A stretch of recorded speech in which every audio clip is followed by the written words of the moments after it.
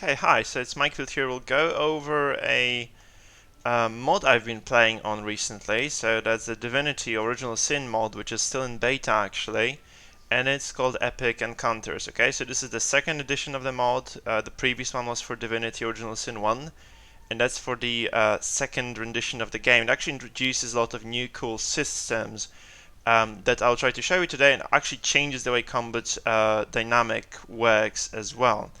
So the biggest I think change that has been done to this in this mod is the meditation system here, because it actually allows you to access a completely new tree of abilities called ascension. So every single character you have will get a single ascension point per level. It's basically like a huge passive tree. Think a Path of Exile size of a tree, and like the modifications that actually brings to combat are immense. So as you can see, there are like 5 major categories for every every character can pick from. So we have life, force, entropy, form, and inertia, right? So these two here are mostly offensive. So this one is just straightforward damage. This one is about damage over time mostly, and like the ways you can exhaust your opponents, like place some negative conditions on them as well, and like modify the statuses that you inflict. Here this is just straightforward damage. This one is mostly about healing and protection. This one is about defense that you can kind of apply to your allies, and this one is mostly about the defense that you can apply to yourself. Okay, so there's 5 major trees here, and they actually come not only with the basic passives, like they do not only increase your stats, but they actually come with this entirely new system called reactions. And these things actually allow you to act outside of your turn. Okay, those are like very strong passives that basically are procced by certain actions that you take, or your allies take, or your opponents take. Okay, so for instance here, I have the Predator reaction in this on this character. Okay, so every single time, for instance, an enemy I can see reaches like one of those 2 statuses, Predator procs if I am in the range of melee, and this means that I get like a basic auto attack on that opponent for free, and doesn't cost me anything at all. Like there is no AP cost on this one at all. There are certain reactions that will cost you AP that will be subtracted from your following turn, but they are mostly extremely powerful. Right, so here for instance again, this tree here, the final element on this tree allows me to proc Predator, no, actually allows me to apply bleeding when I proc Predator as well. And if the bleeding is not there, I can apply Hemorrhage, which is like additional stack of bleeding, right? So this is really powerful again.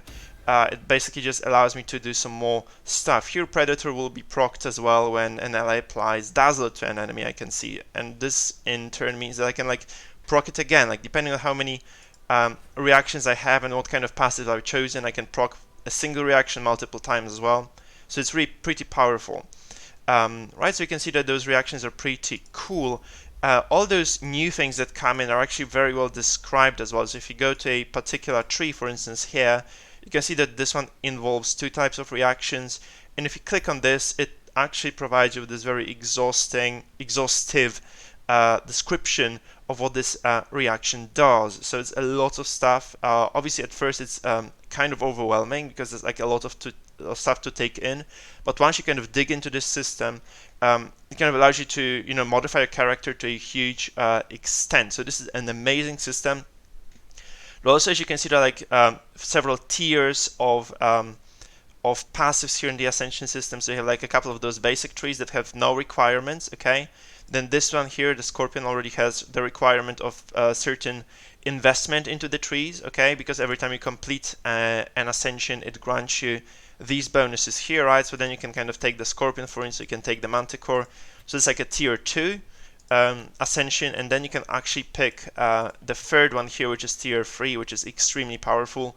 So those guys provide very high bonuses, but also require you to have those very specific choices made prior, right? So you probably will have to kind of pick more than one tree and develop it so that you can pick this highest tier of Ascension trees. And you can see that like those choices are immense, and actually like even if you're an offensive character, you can easily spec into these trees as well. There are tons of builds that allow you to do that. It actually opens up a lot of paths for development of your character. It allows you to kind of use different skills and abilities, and basically just modifies the way this game is played. And another really cool thing that's connected directly to this is the so-called artifact system. Okay, so in this game, you will have the so-called artifacts, which are powerful versions of items, and these are basically coming with those very special effects. So some of them will be actually directly connected to the ascension, to those reactions that you have. So for instance, well, there are quite a few of those in here, right? You can have different reactions procced by those relics, by those artifacts. You can, for instance, here, this item modifies the occultist reaction. So basically, those two systems are deeply connected, and like they allow you for a lot of possibilities that you can play with. Now the artifacts are randomly generated. Randomly distributed throughout the game. So you'll basically get a different set of artifacts every single time you play the game. There are currently 101 artifacts in the game, which is a huge number. So you can basically get like a different set of items that alter the way you play the game every single playthrough, which basically makes the multiple playthroughs, really a viable thing, right? Because you can try a lot of builds, you can try a lot of possible combinations of those items, and you can just get a lot of really cool stuff going, right? Not all of the artifacts will be just dropping straightforward. There will be also this thing, Protean artifact, that will occasionally drop from monsters, usually from those very high-end encounters, and these will actually allow you to transform into an artifact of your choosing, right? You can see here I have like a lot of possibilities I can pick from. So those artifacts will be like, I can just pick one of those things, right? So it's not always just that it's like a fixed artifact that drops. You can get this thing, and then you can choose the one that maybe kind of suits you the most, right? It's a really strong system that allows you to kind of modify your gameplay significantly. And this is not it, right? So because you might think, okay, I dropped this artifact and then I out-level it, so it's no longer useful, right? So I can have like an artifact that's really just kind of a temporary thing only. So the first thing they did is actually they kind of decreased the scaling of the items. So like if you drop a good item, it can stay relevant for a very long time because the stats no longer just scale and skyrocket. This kind of followed by the monster rebalance as well. And then you can actually also do some really cool stuff with the artifacts, so you don't have to work with this particular item forever. You can just take your armor, for instance. Imagine that you want to use this armor later on, right? So you want to have this power of this item, but those stats are no longer really good for you. So what you can do is you can actually go to the ascension tree again here, and there is this feature called Great Forging. And you can click here, you can pick your item that you want to modify. If this is an artifact, you'll have this choice. Okay, this is the item I've just chosen, right? So if you get this item in, and you click combine here, you can actually start modifying it. And the nice thing here is that you can actually take the artifact power out of the artifact, and then you can move it to another item. It costs a lot of gold, and economy here is very important because actually they have rebalanced the value of money basically. So every single piece of gold is valuable, but it allows you to move the item, so you can focalize here. Okay, apparently I don't have enough money to focalize this guy, so that's a bummer. I'm gonna try to focalize some cheaper item maybe. Let's go back. Pick another artifact perhaps. Have I spent all my money? I've been quite frugal actually. I thought I had been quite frugal. Maybe this one will be cheaper to focalize. Right, 3,400, I can afford it. So we click focalize here. And instead of having an item, so the item trashes, but we have the rune that we can then use to put into another piece of armor. Okay, so we can just choose another chest piece, like let's say this one for instance. Let's say I want to use Magister's Cloak with that item power. I click manage runes. I see my focalized item here. I just put it as a rune. Okay, I must have this item equipped apparently. Okay, so we put it on Lozi for instance, and we go to manage runes again. We place this item in, and this item now provides Lozi with the power. Okay, so in this case we have the artifact power listed over here, focus nihility, as you can see down below, and this is basically the ability, like this system allows you to transfer all the item powers across items, and this is really nice. Okay, so in total the items have been reworked as well. This means that as I said, those stats won't outscale so quickly. So if you find like a cool helmet here, I found this one when I was level 8, and I'm still using it until now because it just provides you with a lot of bonuses. It doesn't kind of get outscaled so easily.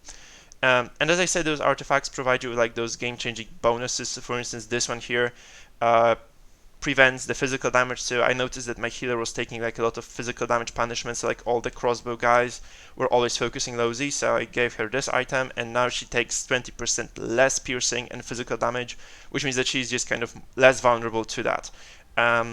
Now also those items, artifacts, will modify your abilities. So for instance here I have 2 items that modify my corpse explosion. So first of all we have the focus here, the crucible, which is originally a hammer, but you can transfer a hammer relic, a hammer artifact to another weapon. So in this case I have moved this one to the dagger here, and now every time I cast corpse explosion I also apply immolation to characters around the target. And this means that basically like there's another like damage effect. So after 2 turns my enemies also explode again because of this artifact. And then I also have this item here, I think. So here every time I summon, every time I explode a corpse, I gain the Firebrand Aura, which actually boosts up my auto attacks. And this is an assassin character, so it's extremely useful. It saves me like those action points that I'd be using to actually use this spell. It does it automatically. So the thing is, like, I usually open up the combat with corpse explosion, right? And then the second turn I go all in with the auto attacks of the scoundrel. And there are like dozens of combos like this. As I said, 101 artifacts. This is like a huge system, very extensive, and they're still updating those, so there will be probably even more items added as the time passes by. This is still the beta, and it's already like an incredible addition. And this is not all, actually. So the next thing that they've modified is the stat system. You can see here the stats are a bit different, and actually what they've done is that they kind of merged the damaging stat into a single power stat. And this means that you can combine all those very different abilities into a single build. So you no longer have to focus on physical damage or on range damage or on melee damage or on magic damage, right? Like power basically improves all your damage altogether.